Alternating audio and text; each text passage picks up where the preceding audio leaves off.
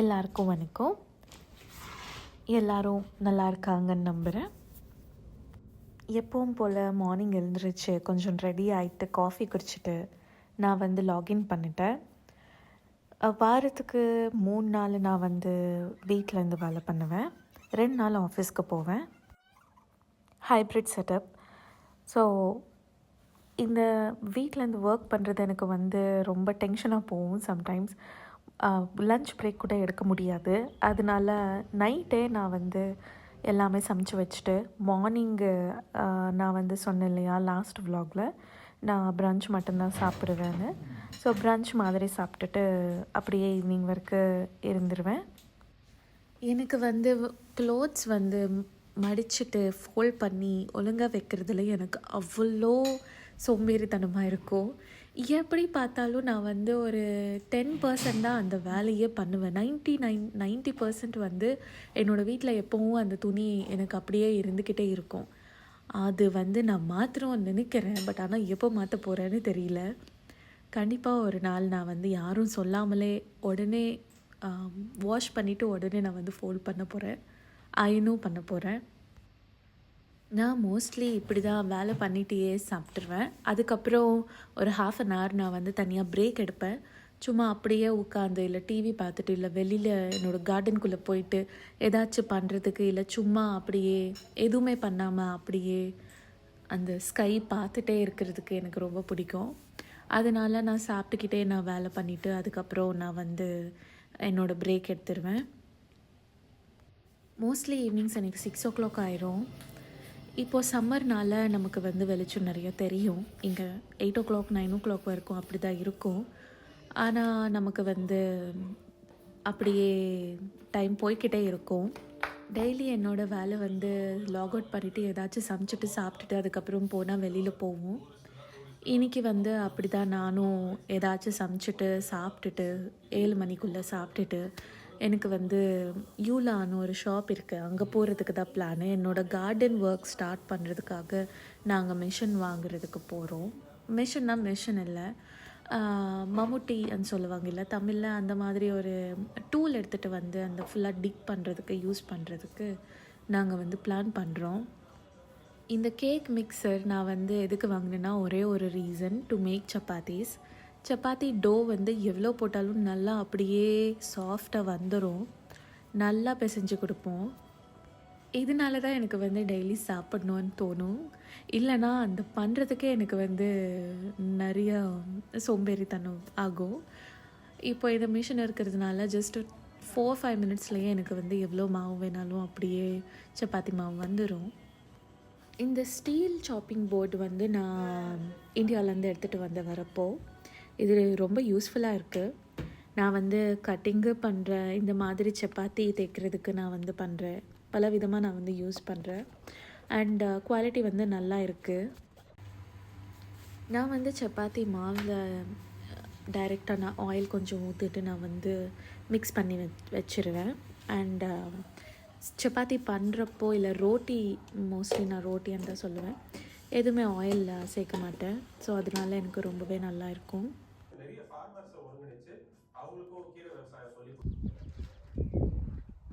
சொன்ன மாதிரியே டின்னர் முடிச்சுட்டு அப்படியே நாங்கள் யூலான்னு ஆக்சுவலி ஜூலா, JULA.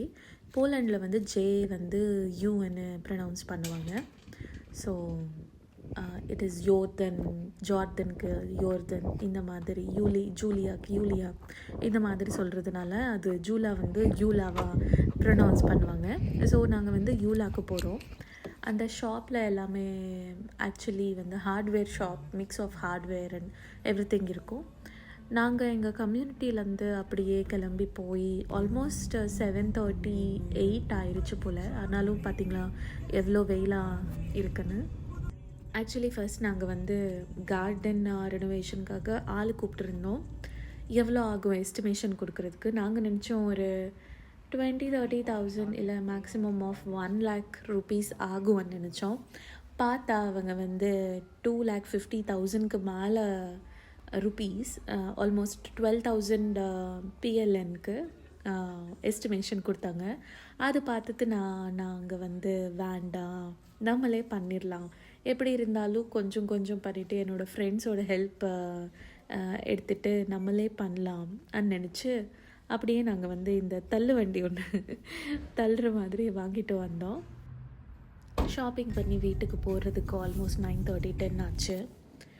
அப்படியே லைட் ஆஃப் எல்லாம் பண்ணிவிட்டு சீக்கிரமாக தூங்கணும், மார்னிங்கே எழுந்திருக்கணும். அதனால நாங்கள் வந்து வேறு எதுவுமே மூவி எதுவுமே பார்க்கல. அடுத்த நாள் எனக்கு ஆஃபீஸ்னால அப்படியே தூங்கிட்டேன். மார்னிங்கே அடுத்த நாள் எழுந்திரிச்சு ரெடி ஆகிட்டு தோசை பண்ணலாமன்னு பண்ணிகிட்ருக்கேன் அலாங் வித் காஃபி. எனக்கு வந்து ஃபில்டர் காஃபி ரொம்ப பிடிக்கும். இந்த மாவு வந்து எனக்கு என்னோடய ஃப்ரெண்டு கொடுத்துட்றாங்க. அவங்க ரீசெண்ட்லி இங்கே போலாண்டில் மாவெல்லாம் வீட்டிலேருந்து எல்லாருக்கும் பண்ணி கொடுக்குறாங்க. அதனால எனக்கு வந்து மல்டிக்ரெயின் எல்லாம் போட்டுட்டு எனக்கு வந்து ஒரு மாவு மாதிரி பண்ணி கொடுத்தாங்க. ரொம்ப நல்லா இருந்துருச்சு. அதுதான் நான் வந்து இப்போது பண்ணுறதுக்கு ட்ரை பண்ணுறேன். எல்லாமே நல்லா இருந்துருச்சு. ஆனால் இந்த டாப் வந்து கொஞ்சம் ஒரு மாதிரி ஏதோ ஃபேட் அவுட் ஆன மாதிரி, பல வருஷமாக நான் அதுவே போட்டுற மாதிரி இருந்துருச்சு.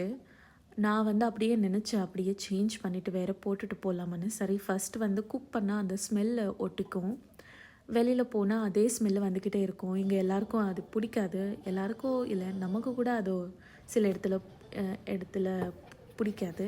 அதனால நான் வந்து குக்கிங் எல்லாம் பண்ணிவிட்டு காஃபி எல்லாம் குடிச்சிட்டு அதுக்கப்புறம் கிளம்புறப்போ நான் வந்து சேஞ்ச் பண்ணலாமான்னு இருந்தேன்.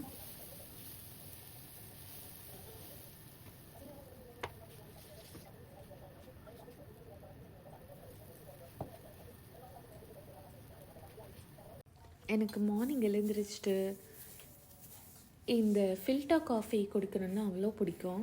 அந்த ஸ்மெல்லே எனக்கு வந்து ரொம்ப டெம்டிங்காக இருக்கும். இந்த ஃபில்டர் காஃபிக்கு எனக்கு வந்து இங்கே சரியான காஃபி பவுடர் கிடைக்கல. இங்கே இருக்குது, பட் ஆனால் அது வந்து பிளாக் காஃபிக்கு அமெரிக்கானோக்கும் நல்லாயிருக்கும். ஆனால் நம்ம சவுத் இண்டியன் ஃபில்டர் காஃபிக்கு வந்து எனக்கு ப்ரூக் பாண்ட் க்ரீன் லேபிள் ரொம்ப பிடிக்கும். அது 60% காஃபி அண்ட் 40% சிக்கோரின்னு சொல்லுவாங்க என்னோடய அம்மா அப்பா. ஸோ அதனால் நாங்கள் சின்ன வயசுலேருந்து அந்த ப்ரூக் பாண்ட் க்ரீன் லேபிள் தான் வாங்கிட்டு வருவோம். நான் என்ன பண்ணேன், எப்போது நான் இந்தியா போனாலும் இல்லை என்னோடய அம்மா வந்து எனக்கு கொரியர் அனுப்பினாலும் நான் ஒரு 3-4 kgs வந்து எனக்கு இந்த Brooke Bond green label send பண்ண சொல்லுவேன்.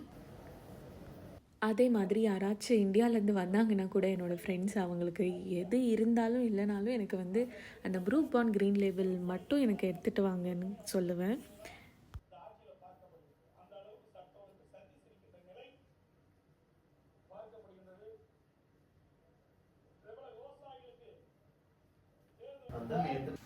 தோசை பண்ணிவிட்டு பேக் பண்ணிவிட்டு நான் வந்து அப்படியே ட்ரெஸ் சேஞ்ச் பண்ணிவிட்டு ஆஃபீஸ்க்கு ஸ்டார்ட் ஆகிட்டோம். சேம் நான் என்னை வந்து அந்த ட்ராம் ஸ்டாப் வரைக்கும் கொண்டு விட்டுட்டு அதுக்கப்புறம் அங்கேருந்து நான் ட்ராமில் போவேன்.